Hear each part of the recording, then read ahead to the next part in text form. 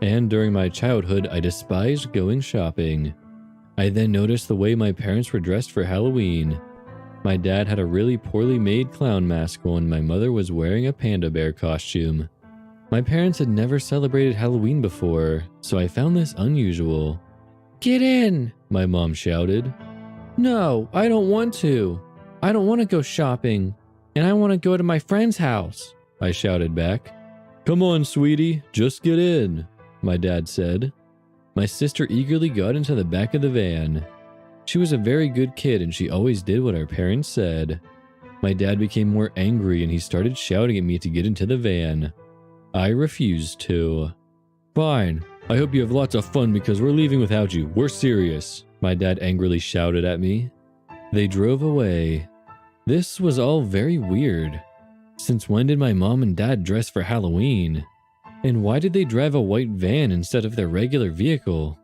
A couple minutes later, my parents came driving their normal vehicle. "Hey, where's Jade?" my dad asked.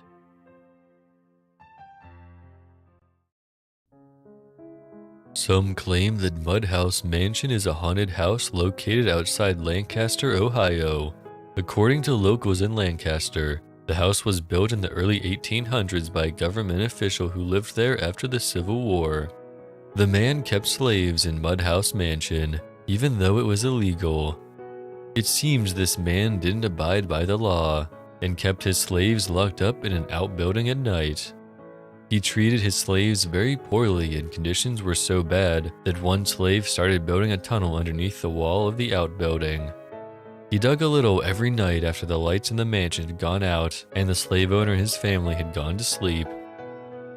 Eventually, his tunnel was completed, and he squeezed himself down the small opening and came up on the other side of the wall.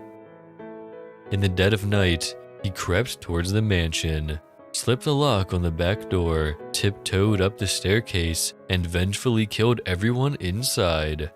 In the morning, locals discovered what had happened, but all the slaves had escaped and no one was even charged with the crime. The house lay vacant for years afterwards, and neighbors heard strange groans and shrieks coming from within the empty mansion. Everyone believed it was haunted by the ghost of the slave owner and his family. Nobody dared to enter the menacing-looking building.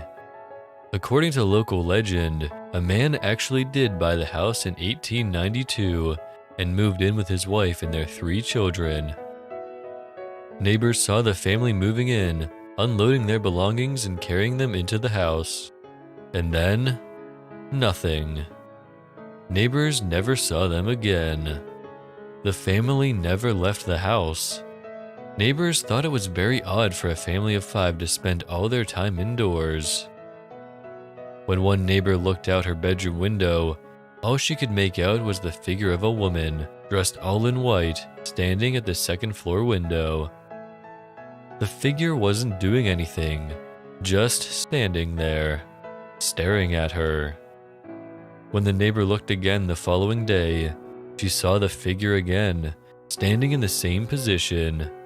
Every day whenever the neighbor looked at Mudhouse Mansion, the figure was always there, standing in exactly the same position, giving her this unblinking stare. On the 10th day, she called the police and asked them to investigate. When policemen broke into the mansion and climbed the stairs to the second floor, they were greeted by a terrible sight. All 5 family members were hanging lifeless from the ceiling by nooses. They were all dressed in white bedcloths.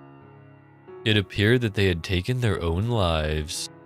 The figure the neighbor had seen was the mother of the family, and she hadn't been standing at the window. She had been hanging there for 10 whole days. After that, nobody would live in the house, and it has remained vacant to this day. People still come to visit the old mansion, but the current owner will not allow anyone to enter the property. She's afraid that if anyone goes in, they will never come out alive. Some local children call it Mary's house and tell each other that the famous Bloody Mary of legend grew up there.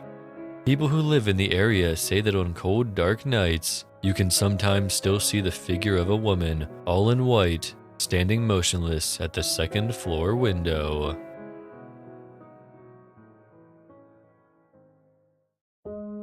It's cold. I don't know where I am. Why am I so cold? I should open my eyes. I need to open my eyes. Are these my eyes? I bring up a hand and I touch my face. It's smooth. I have a nose. And eyes. I open my eyes. I look around. Do I live here? Where exactly is here? The walls are old. I must not be a very good homeowner because even I can see the walls are slowly rotting away. Why did I let my home decay like this? Is this my home? I sit up. My body feels strange, almost like I don't belong in this body. I look around. I have to see what I look like. There is something I'm supposed to remember, something important. Why is there no mirror in here? Why do I wear a nightgown? Am I old? As I stand, I can feel my vision graying a bit and I blink until I can see the door again. Where are my shoes? Why don't I have a dresser in my bedroom? There are some slippers by the wall. Maybe I should put them on. I put them on. They're too thin. It hurts my feet. I open the door, or rather, try to. It's not opening. I have to open the door. I knock on the door. Why have I locked it? Where is my key? Finally, it opens. Oh, I seem to have a lady friend. I can't remember you, I say. It feels familiar. She sighs but opens the door, letting me out. That's normal, Mr. Jones, she says, and I step out into the corridor. Why don't I have a dresser in my room? Where are my clothes? I ask her. Talk to the doctor, Mr. Jones, she says and closes my door. Then she locks it. Should I have a key to my own door? I ask her. She sighs and walks down the corridor. How rude. At least, my name is Mr. Jones. Now I know. I walk after her. There has to be someone else in this place. There's a lot of doors here. Maybe they can tell me what I look like. Excuse me, can I have a mirror? I ask my lady friend. No, Mr. Jones, you may not. She unlocks the door and I hear screaming. Why are there screaming people in my house? Mr. Jones, the doctor will come shortly, she says. Oh, I'm sick. That's okay, the doctor will fix me. Am I sick? I ask. My lady friend snorts and walks into the room she just opened, the room with the screaming. Is it my imagination, or is this place getting darker? Oh, there's a person. Maybe I look like him. Hello, I'm Mr. Jones. Who might you be? Go, run! The man hisses as he walks past. Run, damn it! So I do. Just a few steps until there is a doctor there. He certainly looks like one. Mr. Jones, come with me, please, he says. Oh, good. Are you going to fix me? I ask. He nods and I follow him. The lights seem to blink. Must be an electrical problem. Why do I keep my home in such poor condition? I ask the doctor. He sighs and leads me to a door. Sit, he says. I sit. A man comes out on a gurney. He's sleeping. He must have been fixed, just like I am going to. Mr. Jones, we're ready for you. The doctor comes out again and I stand, following him. Lay down, he says. I lay down. They fasten leather straps around my wrists and ankles. Bite on this, the doctor says and offers me something to bite on. Why? I ask. To fix you. He answers and I nod, biting down on it. There is a flutter in the lights and a loud buzzing sound. And then there's pain. So much pain. And then darkness. It's cold. I don't know where I am. Why am I so cold? I should open my eyes. I need to open my eyes. Are these my eyes? I'm going to tell you a secret. But first, you have to promise me you won't laugh. This is still an uncomfortable subject for me, so I'd appreciate your understanding. Do we have a deal? When I was 5 years old, I watched a movie no child should ever see. I don't remember much about the circumstances of my viewing other than that it was at the house where my family lived, late at night, in the dark with only the television providing light. The film was an animated feature and depicted themes of animal cruelty, death, and dismemberment. The scenes were surreal and terrifying and left a deep impression on me. For years afterward, the only scene I could remember clearly was when an evil man was drowning a family of cats in a stream, which I would have nightmares about for years afterward. I remember seeing it early in the movie, followed by many more disturbing and surreal scenes. Remember your promise, because this is the part I was talking about. I never told anyone about what I saw, but the name of the movie was well known, The Aristocats.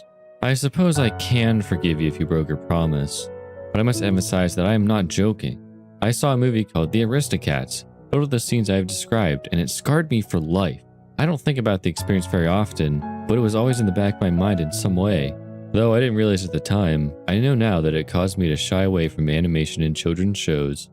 It subtly informed my whole outlook in the trappings of childhood. I found myself bracing with dread whenever I had to watch any children's animations in school. My childhood was relatively normal otherwise, or an introvert anyway. But every once in a while I would think back to the movie and find my inner peace disturbed. It wasn't until maybe 3rd or 4th grade that I started to realize that my experience with the movie had not been typical. I didn't tell anyone, not even my parents, about what I had witnessed in that dark room at age 5, but I eventually figured out on my own that there was nothing horrific about the version everyone else had watched. I still wasn't willing to see it for myself, but I figured if they had seen what I had, I would have been able to tell whenever they spoke of the film. Anyone who had anything to say about it seemed to consider it either a nostalgic classic or unremarkable. When I was in middle school, I asked my mom if I had ever seen The Aristocats. She said I had once, having stayed up past my bedtime and watched it secretly. She said I had seemed strangely disturbed by the film and I had never wanted to watch it again as a small child. I asked if we still had it in the house, but she said I had been so afraid of the movie that she had thrown it out. It had been a home VHS recording she had bought in an estate sale rather than a retail copy.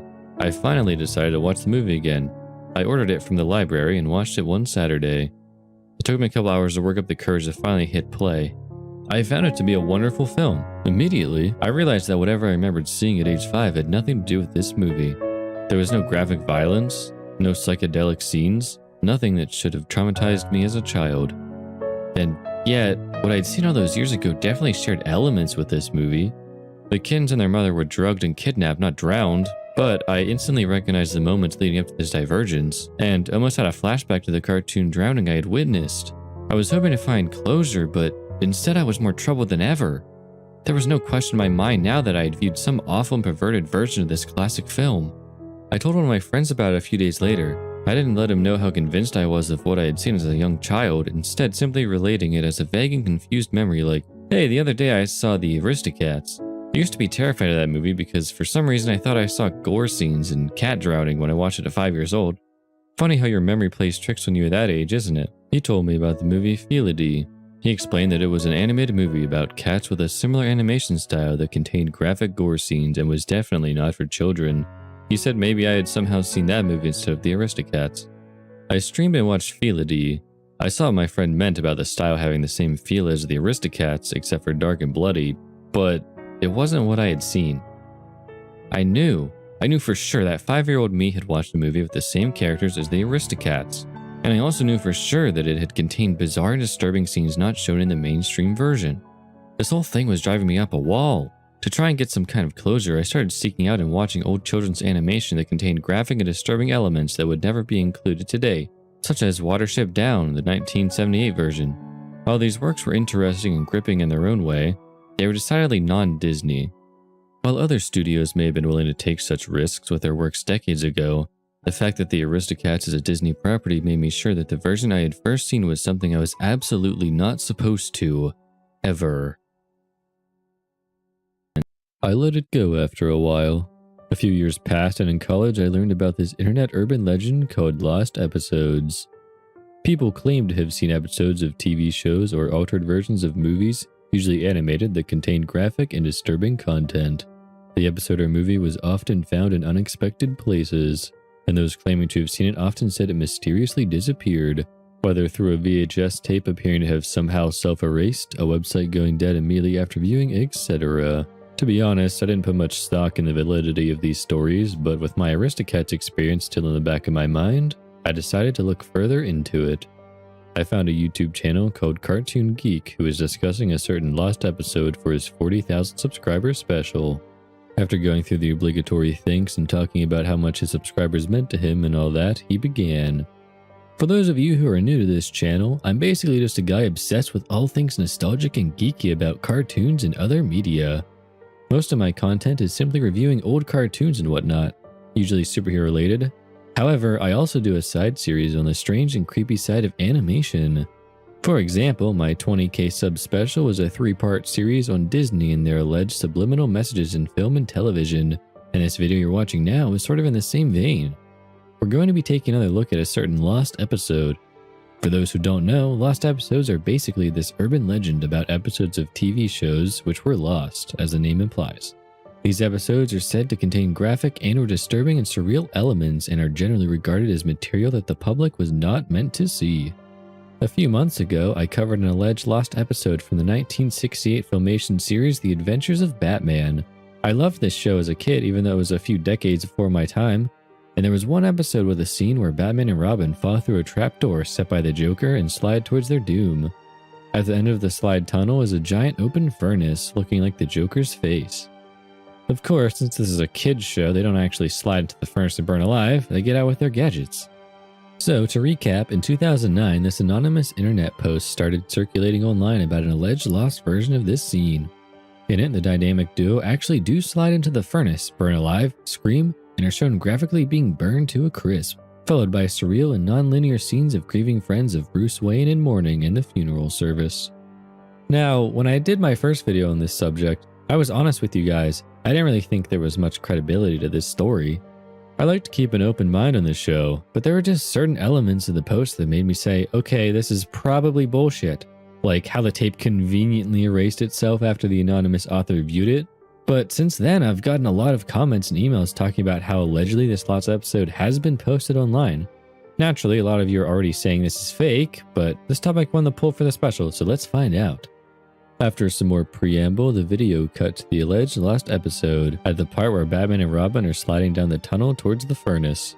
All the parts where the two used their belt gadgets to get free were removed, and when the two were close to the furnace, the screen filled with fire, and 2 poor quality shrieks played. After that, there were some strange abstract scenes, but all of these seemed to be simply random clips from other episodes with some editing effects thrown at them. Cartoon Geek returned. Okay, so right off the bat, Batman and Robin die off-screen, which is obviously not what happened in the lost episode post that was shared around. They basically just used the flames from earlier in the scene and cut them over to make it look like Batman and Robin died, adding in a canned scream effect. The surreal scenes that follow are also just random clips from throughout the show with various editing tricks applied. I could have done some of them myself. So while this is impressive work, I think it's pretty clear that this is a fan project inspired by the anonymous post. I'm going to rate this animation myth as debunked for now. He gave some more breakdown and deconstruction of the clip before ending with some kind of promotional giveaway. What really got my attention, however, were some of the comments. There were at least a few people insisting that the lost episode was real and that they had seen it with their own eyes. I PM'd one of these people. I asked if he had really seen the episode and about the circumstances. He responded within the hour. Yeah, I was at summer school and during recess I snuck off to the school library's back room to be alone. I put a VHS of the cartoon that was there and saw it. Honestly, I wasn't really disturbed back then since my parents let me watch R-rated horror movies and stuff back then, lol. But yeah, man, this thing is real. I asked if he knew any information about the other supposed lost episode phenomena, but he said he did not. I did some research of my own. There were a few lost episode stories floating around on the internet, mostly about children's shows. To be honest, not many of them seemed all that credible. Still, I strongly felt that there was something real here behind all the embellishment and fictionalization. I decided to see if there were any such stories surrounding the Aristocats. My searches for disturbing content in the movie returned nothing but the expected, This one scene in the Aristocats totally scared me for life as a kid. Stuff or more information about that Felidae movie. I tried reaching out to some of the credited animators, writers, and crew members, varying the content of my emails so as to cast as wide a net as possible. For example, some of my emails focused on disturbing content that may have been cut, while other drafts asked more generally about alternative versions or cut scenes. I also expanded my web searches. I used all the search engine tricks I could find and started using obscure and foreign language engines. After a few months of no information and no responses to my email queries, I started to think that maybe I should just forget about the whole thing. Maybe my real memories of watching the Aristocats had merged with some nightmare I had to create my present memories. And maybe repeating those memories to myself so many times during my childhood had falsely convinced me of their reality. I was about to consign to this newfound self-closure when I found something during one of my foreign language searches. It was a thread on a Chinese message board. The OP had a JPEG image and text that roughly translated to, "Aristocats movie, creepy?" If I had had coffee to drop and spill all over my computer, I would have. The image dashed away any hope I had of passing off my childhood experience as just a traumatic nightmare that had stuck in my head longer than it should have. It was a frame from whatever twisted version of the Aristocats I had seen. And while I hadn't actually remembered this particular scene until I found this message board, the instant I saw it I remembered the clip and more memories started flooding back. Still vague, but vivid and definitely real. I was now more firmly convinced than I had ever been before that the violent version of the movie was real. The image was of the black kitten, Berlioz. His face nearly filled the frame, and his eyes were wide and terrified, red veins bulging, his fur standing up as if charged with electricity. The picture itself wasn't any more inherently disturbing than the grotesque fan art you can find for all kinds of different shows and movies, but unlike those other images, I knew this one had a genuinely sinister story of some kind behind it. As such, it haunted me like no other image ever had. There were only a couple of replies on the thread, both of which were short and neither of which provided any more information about the image. I used Google Translate to try to ask the OP for more information, but never received a response. I performed a reverse image search of the file, but it returned no other results. However, a few weeks later, I finally got a reply to one of the emails I had sent to the production staff. The reply was to one of the emails I had written that hinted more strongly at the reality of what I had seen as a kid. The response was short and curt, but gave me new hope for finding answers. "Hello, sorry for the late response, but I read between the lines of your message, and if you've seen what I think you're hinting at, you need to look into the Lost Media Group. That's all I'm going to say on the subject." I googled Lost Media Group, but the closest thing I could find was a website for an online club called the Lost Media Society. It was a site for media enthusiasts to collect, trade, sell, buy, and discuss lost media, including lost episodes, as in real lost episodes that simply never aired, not the urban legend ones that contained surreal, disturbing, or even supernatural content. This community was interesting in its own right, and I became involved with it, eventually even becoming a site moderator. Once I was established as a respected regular, I decided to PM one of the head admins and ask him about the lost episodes legend. He responded that he had heard of it, but it wasn't really something the site dealt with. He recalled that in the past it had been talked about, and some had even suggested banning discussion about it since it was seen as a spam topic after a while. I asked if he knew about an organization called the Lost Media Group. He said he had heard of it but didn't know anything about it, and suggested that I contact a certain other admin who did know more about this entity. I messaged this admin and got a response within the hour. He told me that the Lost Media Group was the group alleged by some to be behind the lost episodes phenomenon. According to him, they produce not just altered versions of movies and television episodes, but are also said to make their own versions of other media such as video games and comic books. He said he did not know much else about them, other than that some lost media collectors were willing to pay large sums for an authentic work by this group, and that before the Lost Media Society had banned discussion of the lost episodes legends, some of these collectors had asked about them on the site. I asked if he could refer me to such a collector. He said my best bet would be a certain retired site admin who was no longer active in the Lost Media Society. He linked me a couple of archived threads by this individual asking about lost episodes, and gave me the man's email address. I shot him an email asking him about his interest in lost episodes, and even went as far as to directly ask him if he knew about a lost episode type version of the Aristocats. A few months went by with no response. During this time, I researched as much as I could about lost episodes. I found out about another alleged lost episode of The Flintstones. The story behind this episode was much like other lost episode stories. A special episode of the show aired on an otherwise unused television channel and had gory and surreal content. The main difference between this story and the others was that this one had a somewhat credible outside source. The original forum post had a link to a digitally archived local news article from 1979. The FCC had received complaints from dozens of people claiming to have seen the episode. The complaints came from the Lake Kabetogama region of Minnesota, with most originating from a couple of specific lake resorts. The incident was locally known as the Kabetogama broadcast. I decided the next logical step was to contact the FCC for more details. They responded within a week saying that unfortunately they were not at liberty to give out such information. At that moment I considered filing a Freedom of Information Act request, but decided to take a different route. One of the two lake resorts most heavily involved with the incident was still in operation. I scheduled a vacation from work, and a few weeks later I was on my way to Lake Kabetogama. Kleck's Cove was a collection of 15 cabins, a bar restaurant, and a small boat dock with boats available for lease.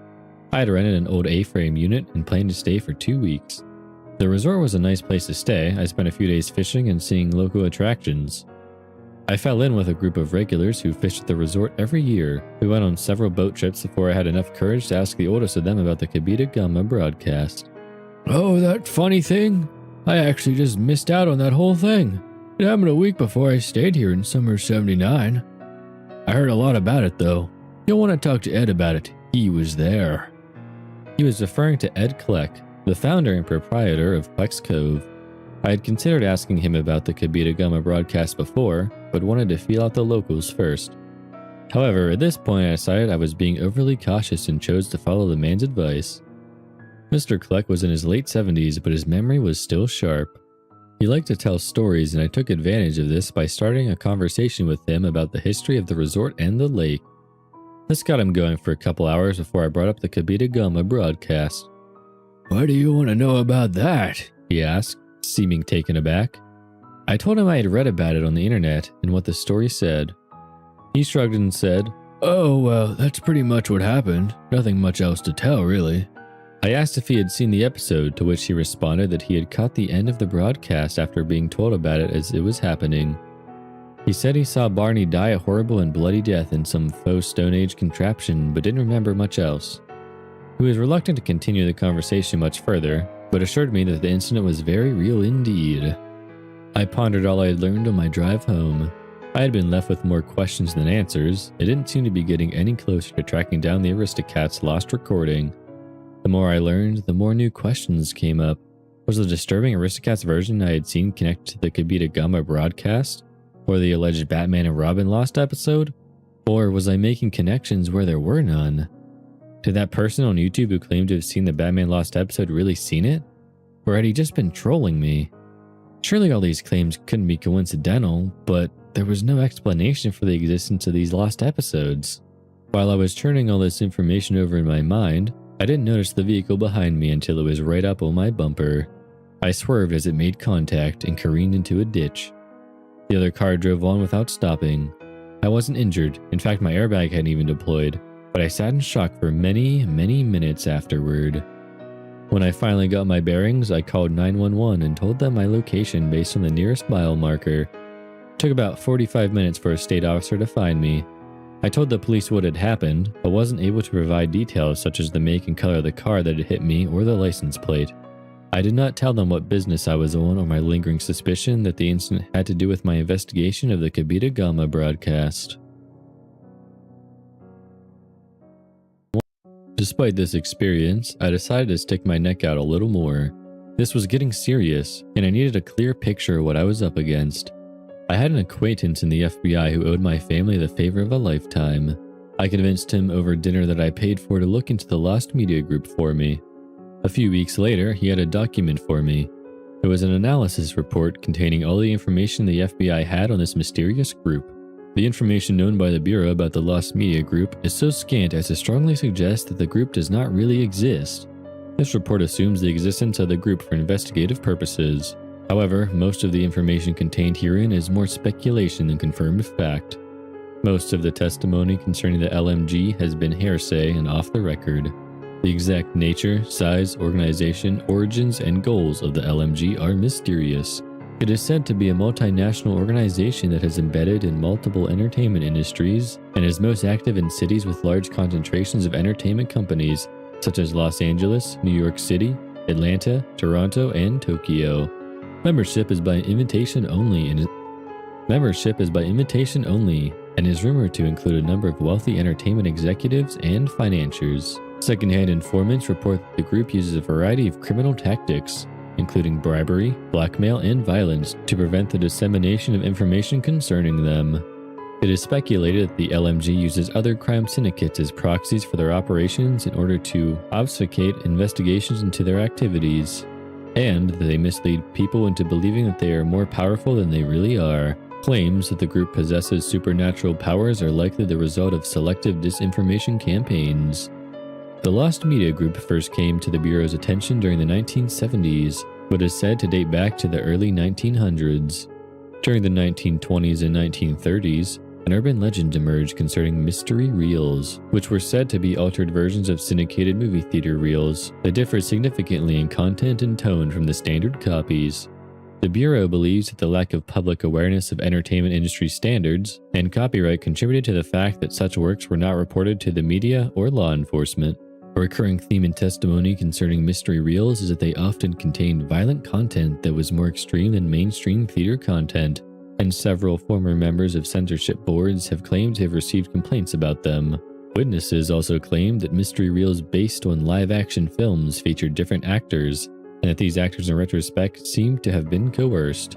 One witness claimed that an actor in a silent mystery reel appeared to be saying "help me" before being silenced by someone off-screen. These claims have led the Bureau to believe that the LMG may have participated in trafficking in human beings. The group is also rumored to have been involved in the production and distribution of snuff films, though there is as little evidence to support this claim as there is to support the very existence of snuff movies.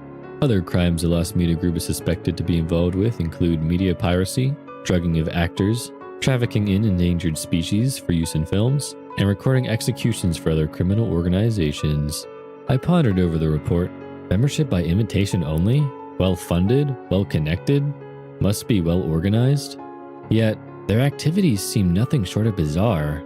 Why would a group with the kind of resources this group apparently had, unlike the FBI, was beginning to take the existence of the Lost Media Group for granted at this point, not spend them on more traditional and profitable criminal activities? Why would that many people commit so many resources and risk so much just to make movies? There was no way such a sophisticated syndicate could make enough money off simple piracy to be considered profitable, and the other crimes listed in the report would seem beyond the scope of expertise of a cabal ostensibly comprised of people in the entertainment industry. Was it not about money? An ideological or religious motivation, perhaps? It certainly didn't fit any religion I could think of, and it didn't seem like they were interested in influencing elections. Their motives must be subtler. They had a message they wanted to send, or an influence they wanted to create, using the power of mass media, and were willing to dabble in any number of crimes toward whatever their ultimate end was. A few weeks later, I received a reply from the former Lost Media Society admin, the one who was said to be attempting to collect lost episodes. He told me he was not aware of an Aristocats lost episode version, but that he was nevertheless now in possession of several lost episode copies, and was willing to show them to me for a price. To be exact, he wanted $1,000. I agreed without hesitation. I was not at a point in my life where I could comfortably spend $1,000 on anything, let alone a prospect that might not deliver, but I was afraid trying to talk him down to a lower offer would make him break contact, and something in my gut told me his claims were at least sincere. He gave me the address of a secluded cabin he said he would rent for the purpose, which was several states away.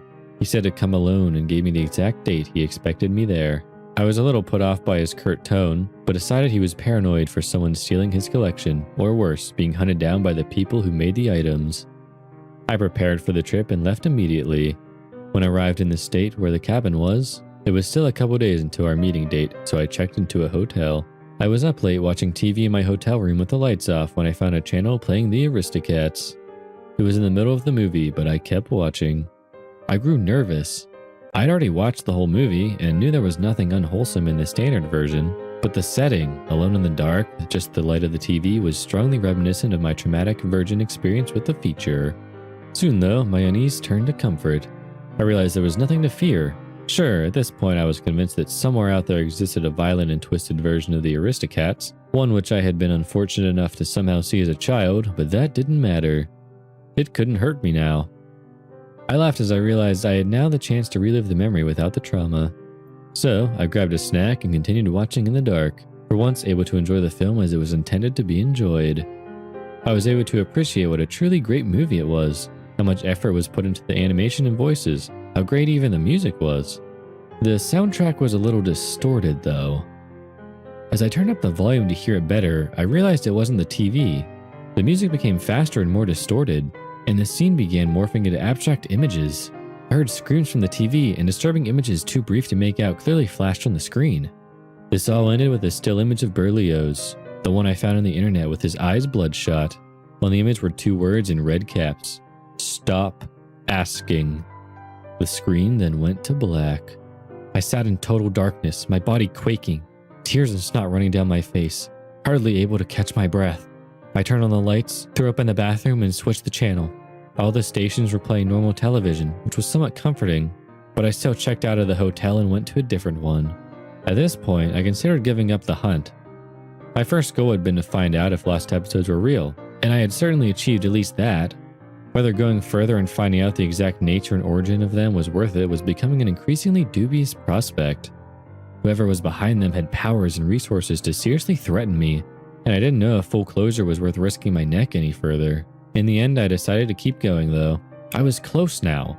If there was some secret, powerful group behind all these lost episode stories, the world needed to know. Who were they to try to intimidate me into giving up? No, I wouldn't give up the hunt. At that moment, I doubled down in my determination. At the appointed time, I showed up at the cabin. It was night, and the moon flooded the lonely cabin in an eerie glow. There was a vehicle in the driveway, but the lights were out and there were no other signs of occupancy. I timidly went up and knocked on the door. Without turning on any lights, the man greeted me. For his own safety, I would not describe the man, save to say that he appeared middle-aged. So, you were serious about this. Good. Do you have the money? I gave him the wallet of cash. He turned a lamp on and counted it out, then motioned for me to follow him to another room. He closed the door behind him before turning on the light. The room had a high ceiling and nature paintings on the wall, along with a single shelf of old books that were clearly there for decoration. Centered on one of the walls was a large plasma television. There was a lot of space, but the man himself had only put a couple chairs and some plastic storage tubs on the floor. So, here's my collection. It ain't very big, but you'll have a hard time finding these items anywhere else. Sorry to have to charge you so much, but you gotta realize I'm taking a huge risk by showing this stuff to a stranger. So you gotta make it worth my while. I trembled with anticipation. At last, I was about to have some real concrete answers. Like I said in my email, I don't have, nor have I previously heard of an Aristocats video made by these people. But, from how you described it, I completely believe you saw it. It fits right in with the kind of thing they would make, he continued. By they, you mean the Lost Media Group? I interjected. Yeah, they would be behind the thing you saw, along with that Batman Lost episode if it indeed exists. Though I haven't been able to find it myself, but again, wouldn't be surprised. I don't know what their goal is in making these things, but they're interesting as hell, so I collect them.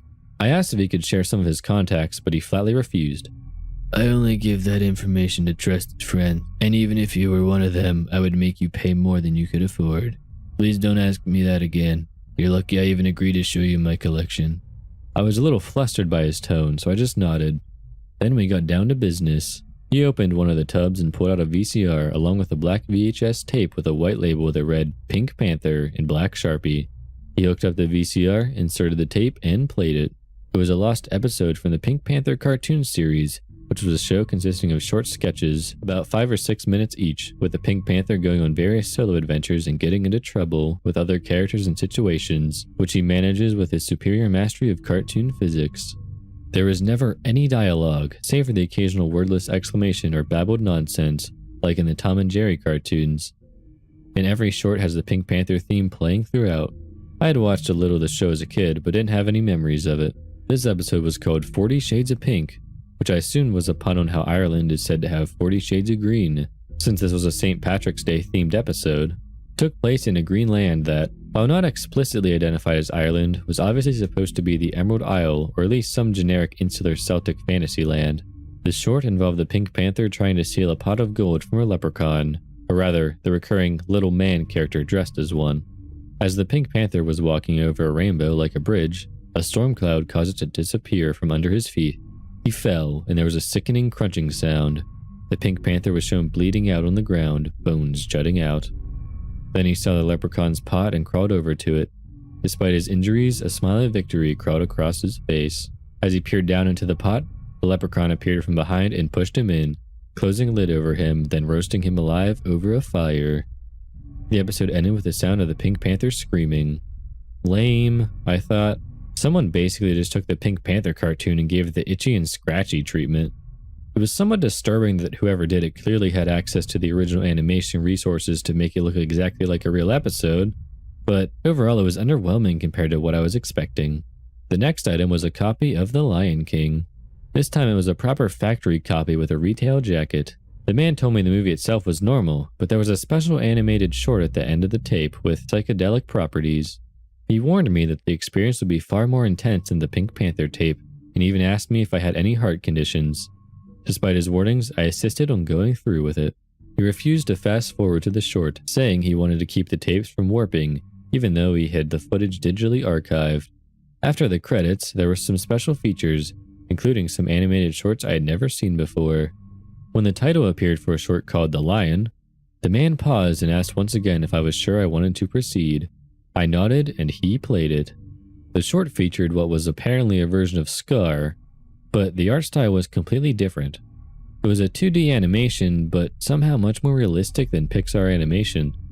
It's hard to explain, it wasn't like CGI realism, but there was so much detail and effort put into the character that it gave the impression of realism while still being paradoxically fantastical. The clip showed Scar walking around a white background before stopping to face the viewer. The camera began slowly zooming in on his face, and his eyes began glowing red. Threatening jungle music began playing. Suddenly, I became very nervous. A vicious grimace appeared on Scar's face, the kind a predator makes before striking. His mouth opened wide, showing rows of sharp teeth, and I heard realistic growling sounds. His face wrinkled in a pattern consistent with the face a lion makes before pouncing. My nervousness turned to terror. My gaze was transfixed on the screen, and I couldn't look away. I knew it was only animated, and even if it wasn't, the lion couldn't get to me through the screen, but I was paralyzed as if facing a real predator. I was in a trance, one that didn't break until Scar jumped, and I screamed for my life. I kept screaming until the man shook me out of it. "Sorry about that," he said, "but I did warn you." Once I got my bearings back, I asked for the next item. He gave me a puzzled look, as if he had expected me to just give up and want to go home after the last tape, but he shrugged and got the next one. It was another home VHS tape labeled Super Bowl 2000. "This next one won't do anything to you like the lion video, but it's disturbing in what it shows. In fact, I'll just tell you what it is. This tape shows a riot that didn't happen. If you didn't know, there was no sports riot at the 2000 Super Bowl. Certainly not in the stadium itself, but the tape shows just that." Once again, the man refused to skip to the interesting part to preserve the integrity of the tape. In the third quarter, a referee made a call that didn't sit well with Titans fans, and someone threw a beer bottle. More people started throwing things, and it escalated into a full-scale riot in which spectators swarmed the field and attacked each other. You could see the majority of the crowd slowly evacuating the venue, while a small but determined segment began vandalizing the place and having abject terror like the last one. In fact, the riot hadn't even been that bad compared to other sports riots I'd seen. But I found it disturbing on a deeper level. The fact that they could alter a recording of a sports event to make it show something that so blatantly didn't happen in reality terrified me. They could only have done it in one of two ways, with editing techniques that were well beyond what was publicly known to the world, or with some type of magic. I still asked to see the next item. The man said it was the last one. It was a plug-and-play video game this time. The man explained that the Lost Media Group was known to dabble in other mediums beside movies and television, and that in particular they were said to produce a lot of lost video games, though this was the only one he had been able to acquire. The game was labeled Pokemon Black Carbonite. I actually remembered hearing about Nintendo making a Pokemon plug-and-play game that was cancelled, but I didn't know if this was the title. The thing was black and bore a white image of Pikachu, sporting a menacing grin. I'm not going to let you play this. I myself will never play it again. This thing will mess you up and is downright dangerous. You can examine the hardware though. I took it from him and did so. The first thing I noticed upon closer inspection was a fissure in the control pad. A lot of force had been applied to make the crack. Then I noticed that some of the plastic was warped, melted. I looked at the man. He gave me a look back, a look of understanding that there was nothing more that needed to be said. I handed the game back to him. The man said some goodbye formalities, put his hand over my shoulder, and aggressively led me to the door, closing and locking it behind me. He never saw my camera. During the lion short, I had managed to snap a quick digital photo of the TV screen while the man wasn't looking, and had put the camera back away before the whole bad acid trip thing. I had the photo enlarged and enhanced and studied it. It was still frightening even without the psychedelic properties of the animated short. Again, despite being a cartoon, it had such detail and realism that it seemed more alive than I thought a cartoon could. I did some research on art and animation styles and learned that this technique was known as hyperrealism, a style intended to give intense lifelike detail using traditional, non-digital art method. Some pieces of this genre were almost indistinguishable from photographs. The lion wasn't quite that realistic. You could still tell easily enough that it was a cartoon, yet it was somehow as visually striking as a real photo of a lion. I continued my research, now focused on finding people who were knowledgeable about this art form. I narrowed my search down to a few academics and animators and emailed them the lion still. I got a response from one expert saying the style reminded him of Johann Strobel, an Austrian artist and animator who had moved to the United States in the 1930s. He had worked for Disney briefly before starting his own animation studio. He was known for his bizarre deconstructionist approach to animation and had started his own small anti-art movement of sorts. Animators and cartoonists trained at his studio produced their own bizarre works, which often included violent and grotesque themes, despite the fact that the studio ostensibly marketed to children. The email went on to explain that Strobel became increasingly obsessed with magic and the occult during his career. He became less and less functional until his studio was forced to close due to bankruptcy. Curiously, the studio was known to produce only a handful of original works of its own. Apparently, the animators had spent a lot of time deconstructing and replicating the works of other companies, mainly Disney since they were the only major animation studio at the time, and altering them to make them surreal or disturbing. This would have opened the company up to piracy claims, except that they never sold such works to the public, instead gifting them to a handful of collectors within the anti-art elite community. Strobel had also self-published a book, a manual of sorts which contained prints of some of his still cartoons and instructions on his techniques.